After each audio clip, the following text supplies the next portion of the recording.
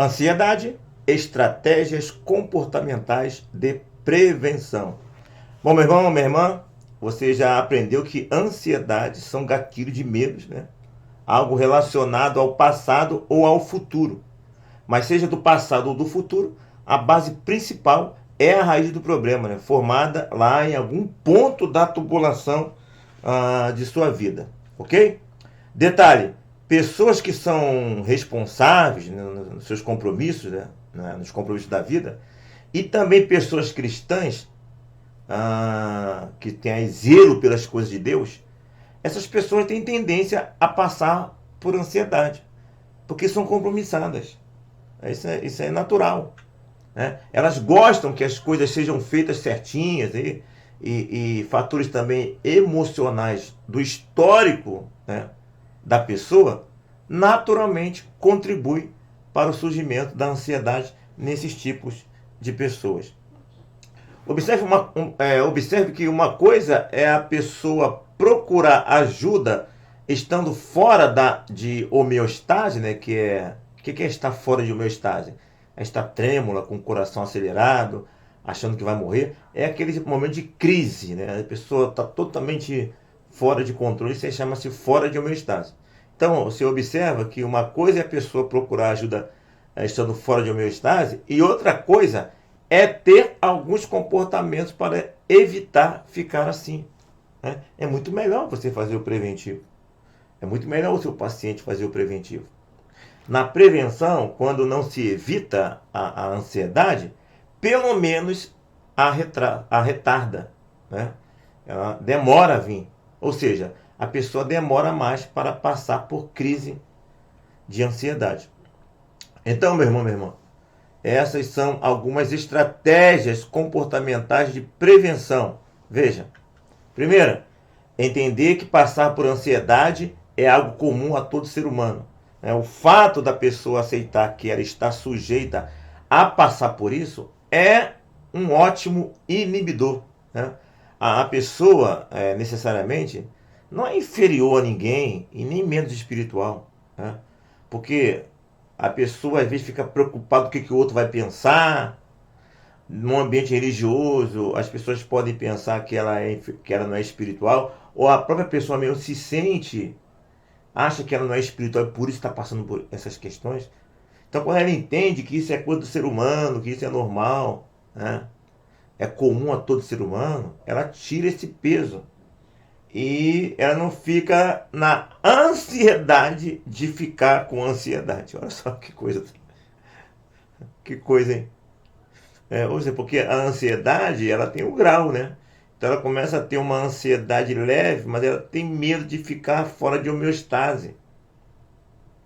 Ela tem medo de piorar.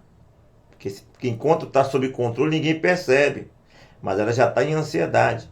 Mas depois que o negócio aumenta, ela não consegue controlar.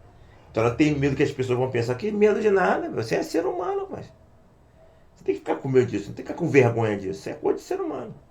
Ok? Então, ter esse entendimento, ter essa estratégia preventiva da consciência é muito importante. Bom, a prática de exercícios físicos regulares é recomendável para todo mundo, né? Mesmo aqueles que não têm nenhum tipo de problema emocional, né? E também que não tenha também nenhuma restrição médica, né? A pessoa não tendo restrição médica, essa prática é universalmente recomendada, né? E por ser uma prática que libera tensão, isso ajuda na prevenção da ansiedade. Então é uma recomendação para todos. Quem está doente, quem não está doente, para todos, né? Antes, durante e depois de qualquer problema. E também, terceiro item de estratégias de prevenção contra a ansiedade, muito mais importante que os exercícios físicos são os exercícios espirituais. A Bíblia diz que o exercício físico tem pouco proveito, mas no exercício espiritual há muito proveito. Veja aí o texto bíblico. O exercício físico é de pouco proveito. A piedade, porém, para tudo é proveitosa, porque tem promessa da vida para o nosso presente e para o futuro eterno. Tá? Está escrito em 1 Timóteo, capítulo 4, versículo 8, na nova versão internacional. Está lá escrito isso. A Bíblia está dizendo isso. Mas você tem que observar que o texto aqui nos ensina que o exercício físico tem pouco proveito, porque esse exercício físico só traz benefício para essa vida, ok? Que é passageira. Uma vida que não passa de 100 anos. Mas o exercício espiritual, que é a piedade, tem proveito para essa vida e para a vida eterna. Percebeu o que o texto está querendo dizer? Então, voltando aqui um pouquinho. A Bíblia, ela não é contra o exercício físico. A Bíblia não é contra uma pessoa fazer academia. A Bíblia não é contra que a pessoa valorize seu corpo. O que não é recomendável é a pessoa priorizar a saúde física dela, o bem-estar dela neste mundo, e não dar prioridade à questão espiritual, ao relacionamento dela com Deus. Mesmo porque as pessoas muitas vezes não dão prioridade a Deus, dá o resto do seu tempo para Deus, da sua vida para Deus, mas na hora do sufoco, quem elas procuram? Elas procuram a academia? Elas procuram o exercício físico? Não, ela procura Deus. Então o ideal é todo mundo colocar Deus como prioridade. Isso é você entendendo isso aí, você que é aluno, aluna, e ao entender, passa isso para o teu aluno.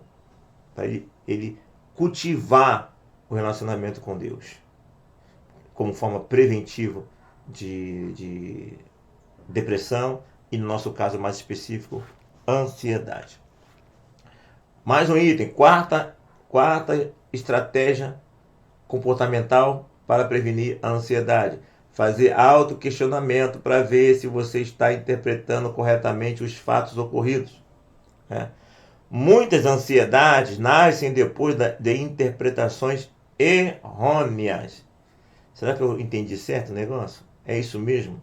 Então, as distorções cognitivas muitas vezes provocam ansiedade. Então, levar o seu paciente, procure sempre meditar, procure sempre perguntar se você chegou à conclusão correta, né?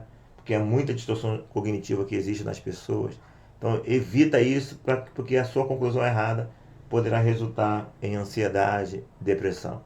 5. Evitar pegar muitos compromissos que vai exigir cumprir tarefas e entregar serviços em datas e horários fixos. A pessoa não é certinha, a pessoa gosta tudo direitinho ali, não é isso? De compromissada com o seu trabalho, não é isso? Então, se você é uma pessoa compromissada, isso é ótimo. Se você tem uma responsabilidade, você gosta de cumprir seus compromissos, ótimo. Mas não fica acumulando serviço, porque senão você vai entrar em ansiedade. Assuma compromisso dentro de uma realidade que você sabe que poderá cumprir. Procurar se alimentar bem, né? É isso? Bom alimento, boa saúde, é isso? E menos problemas de saúde.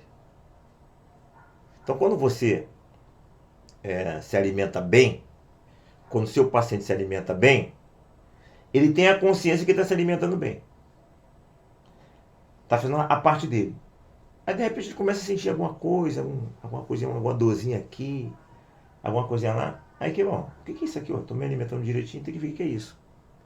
Ele tem a consciência que ele está se alimentando bem, está assistindo alguma coisa, ele vai ver, mas ele está consciente que ele tem mais perspectiva de não ser nada porque está se alimentando bem, está praticando exercício. Então isso vai ser mais tranquilo para ele. Mas se ao contrário de ele ter uma percepção que ele está se alimentando bem, ele tem a consciência que ele está se alimentando mal, pronto. Ih, tá vendo? Tá vendo? Eu sabia. Eu sei que eu não posso comer isso, eu sei que eu não posso beber aquilo, eu sei que eu não posso fazer, mas eu tenho feito. Ai meu Deus, será que é alguma coisa? Pronto, já começa a vir a ansiedade. A possibilidade de ele estar doente porque se alimentou mal já provoca esse mal-estar. Então, se alimentar bem, cuidar da saúde, é uma prevenção, porque isso vai dar segurança para a pessoa, vai dar segurança emocional para a pessoa, ok? É o sexto item, sexta estratégia comportamental. Sétimo, o exercício, né, o protocolo da respiração usado no caso de emergência, né, no caso de crise de pânico. Se você não passou por esse exercício ainda, você vai passar, é uma aula específica. Protocolo de respiração para ser usado no momento de crise de pânico, né? Então a pessoa chega no consultório, chega, tô morrendo, ai meu Deus. Ou então você está em algum lugar, ela está num ônibus, está em alguma situação social, ela começa a passar mal do nada, assim, fica desesperada. Existe um protocolo, né, para tratar essas pessoas em crise. Então esse protocolo é usado em tempos de crise, mas se ele for praticado fora da crise, é uma ferramenta poderosa. Sendo praticada todos os dias esse protocolo, de manhã, à tarde e à noite, é um excelente preventivo, né? Isso seria aí como tomar um remédio antes da manifestação do problema. Mais ou menos, se essa comparação é boa, porque tem pessoas que fazem isso. Eu sei que determinada coisa me faz mal, mas eu preciso fazer determinada coisa. Ou então, por vaidade, a pessoa vai lá e faz. E antes de acontecer, ela toma remédio. Eu acho que em alguns casos isso pode ser aplicável, mas no geral dos casos não é aplicável no caso de saúde. Agora, na situação de prevenção, protocolo de respiração para prevenir crise de pânico, é altamente recomendável que se faça antes. É uma prática diária, né? Para todo mundo, principalmente quem tem tendências assim mais acentuadas, quem já está em tratamento, ok? Bom, e nessas práticas diárias de prevenção, nós temos aí o Mindfulness, né? Que é uma prática muito crescente hoje. Se você fizer uma pesquisa na internet, você vai ver muita aula sobre isso. E eu tenho falado para você, procure sempre ampliar seu conhecimento, suas aulas, indo até o YouTube para ver outras formas didáticas de pessoas ensinando aquilo que você acabou de aprender aqui no curso, em qualquer outro lugar. Se você fizer isso, você vai estar realmente levando, crescendo, sendo um aluno, uma aluna diferenciada, e tu vai ver o benefício disso aí, né? E você já sabe, nós vamos na nossa didática aqui do curso, você vai ser levado a fazer isso, porque isso é importante para você conhecer outras formas ah, didáticas, outras pessoas, outras metodologias. Todo profissional, todos os profissionais, eles têm seus referenciais, as pessoas que são mais experientes que eles sempre buscam, que eles buscam ensino com essas pessoas, são referenciais. Isso é uma prática comum acadêmica, né? Todo bom estudante tem essa prática e que você crie essa prática também. Okay? Bom, enfim, fazendo uma recapitulação e colocando no que eu vejo como ordem prioritária de prevenção de tratamento contra a ansiedade e automaticamente, como eu tenho dito, contra a depressão, né? As prioridades são essas. Vamos colocar agora em ordem de prioridade e também acrescentar algo que não foi falado até aqui. Primeira coisa, tem que botar como prioridade para a sua vida e para a vida do seu paciente: vida devocional com Deus. As pessoas consciente ou inconscientemente, elas separam tempo para quase tudo na vida delas, né? Arrumar casa, não é isso? Estudar, trabalhar, ver filme, novela, etc. Mesmo que elas não escrevam, não tenham uma agenda escrita, elas automaticamente no emocional dela, na mente dela, já separam tempo para essas coisas. Mas no geral, as pessoas não separam tempo para Deus. Isso é um problema. Porque quando elas não separam tempo para Deus, Deus passa a ser a sobra dela. Se sobrar tempo, eu valorizo a minha vida espiritual. Mas se não sobrar, isso é um problema seríssimo. No meio evangélico isso acontece muito. Né? Quem dirá lá fora, quem não tem compromisso direto na sua vida piedosa com Deus. Então ensine isso para você. Entenda isso como importante para você como terapeuta. E passe essa influência, esse ensino para o seu paciente, que isso é um ótimo preventivo contra ansiedade, contra depressão e contra tudo na vida, ok?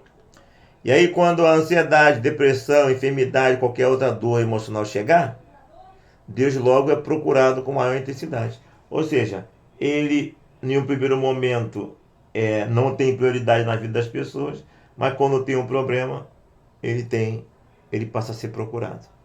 É isso. Aqui no nosso curso, se eu não conseguir gravar os curta-metragens dentro do tempo que eu espero gravar, eu espero pelo menos ter algumas matérias aqui de narrativa, de alguns filmes meus, de algumas histórias que ensinam. Essas histórias são muito importantes, elas são baseadas em fatos reais, e você ter conhecimento dessas histórias vai ser muito importante para você e para aplicar na vida dos seus pacientes, porque são histórias que diz respeito à vida deles, né? Porque são histórias que nasceram através das experiências pastorais e através da experiência da vida. Então, buscar manter uma qualidade de vida espiritual é o melhor de todos os tratamentos preventivos, e se associados ainda então com os outros métodos, outras estratégias comportamentais preventivas, aí, meu filho, aí a pessoa estará quase que brindada, quase, tá? Não estou falando brindada, quase que brindada da ansiedade e da depressão. Segundo? Eu pensei que já era o terceiro aqui. Deixa eu dar uma voltada aqui na minha coisa. Segundo? É o segundo das prioridades, né? Praticar 3 vezes ao dia o protocolo de respiração contra a crise de pânico. Então você tem a vida devocional, não é isso? Com Deus. Foi o primeiro que eu falei. Você tem Eita, deixa eu ver aqui, deixa eu voltar aqui rapidinho para ver. Isso, a primeira é vida devocional. A segunda é praticar 3 vezes ao dia o protocolo de respiração contra a crise de pânico, né? Aí durante esse exercício, você vai trazer sempre a sua memória, a consciência, sobre gatilhos emocionais inconscientes, né, que você tem aprendido sobre isso. Aí você vai passar essas informações para o teu paciente, que são esses gatilhos, são os ativadores e provocam algum medo que desencadeou a crise. Presta atenção, isso aqui é interessante, né? O medo, você aprendeu isso, né? O medo provocou o disparo da adrenalina no coração, né? Coração que bombeia mais sangue, e mais sangue precisa de mais oxigênio que vem do pulmão. Então você aprendeu sobre isso lá na questão da o que acontece por dentro na ansiedade, não é isso? Naquela aula. Então, a agitação interna não é um ataque cardíaco, é uma série de descontroles internos que pode ser controlados. Pensar e meditar diariamente em como acontece esse processo será muito produtivo. Então a pessoa está fazendo o protocolo, né? Se você não aprendeu ainda, se você não passou por essa aula, você vai passar, né? Puxou lá o ar pelo nariz, inflamou a barriga, não murchar a barriga, mas inflamar no diafragma, e soltar devagarzinho.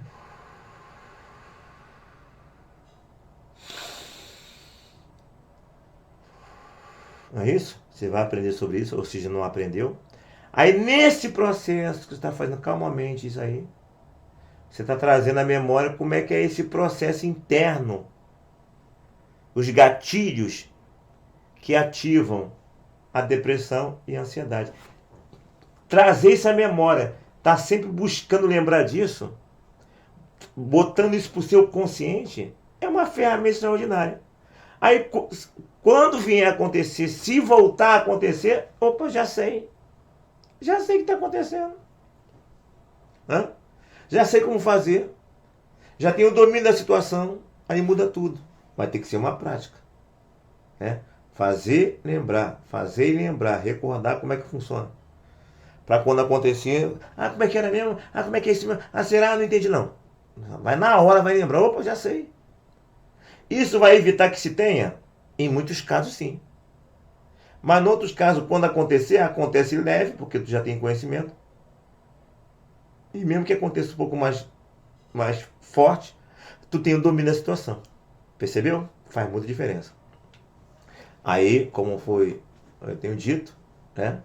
O terceiro ponto, né, de prioridade, é praticar o mindfulness, né?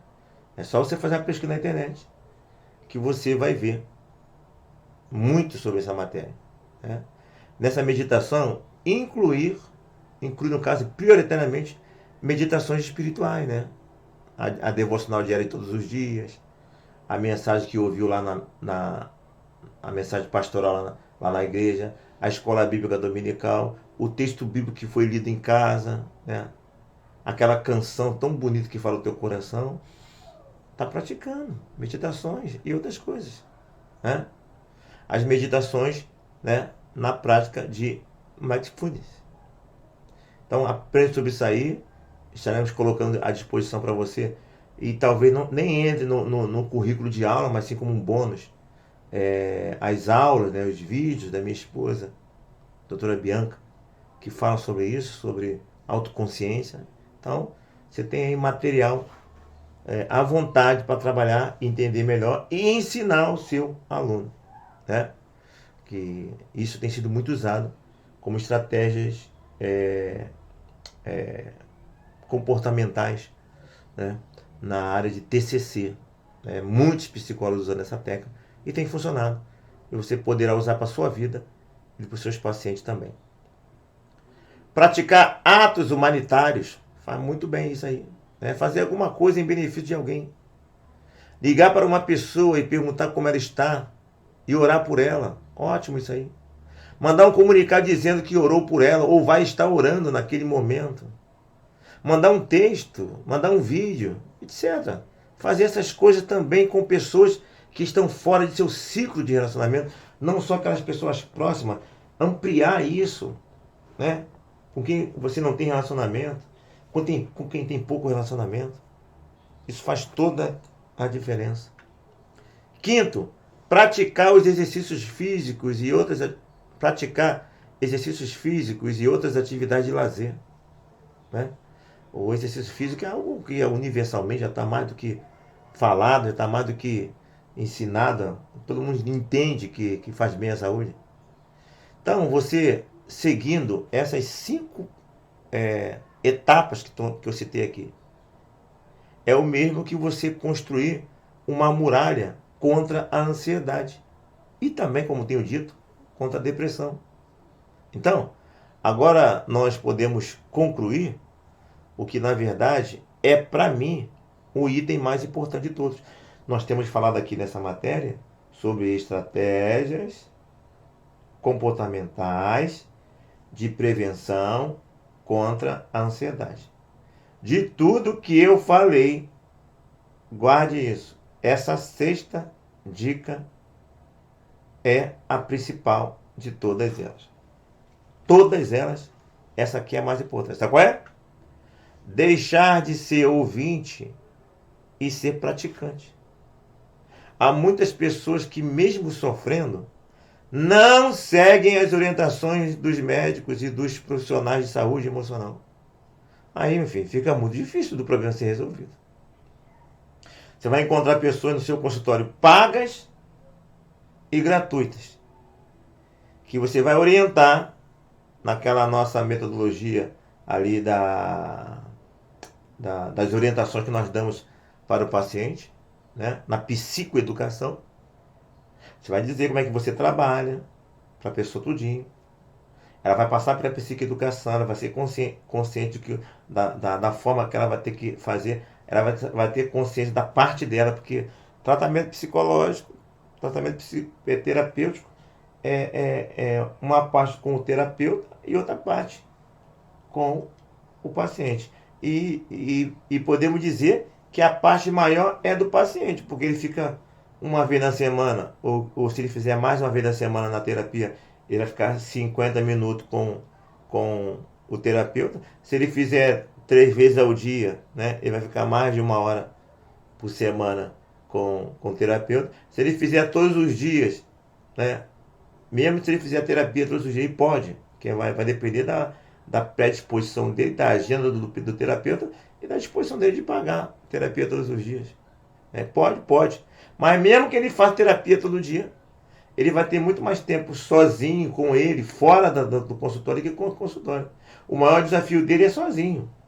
É no dia a dia com a família, no trabalho, com o marido, com a esposa, com o dia a dia.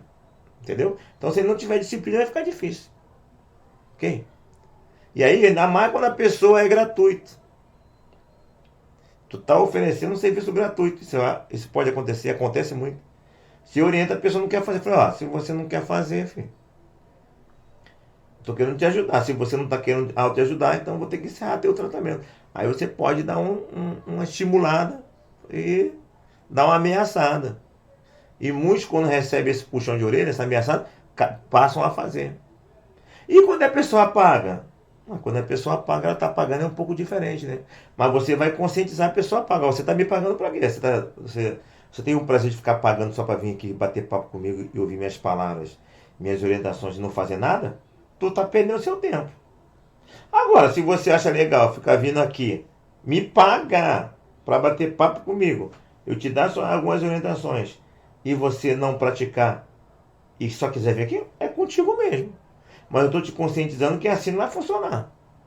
Se você quiser só bater papo, quiser perder tempo me pagando aqui para te atender, eu vou te atender. Mas isso que você quer?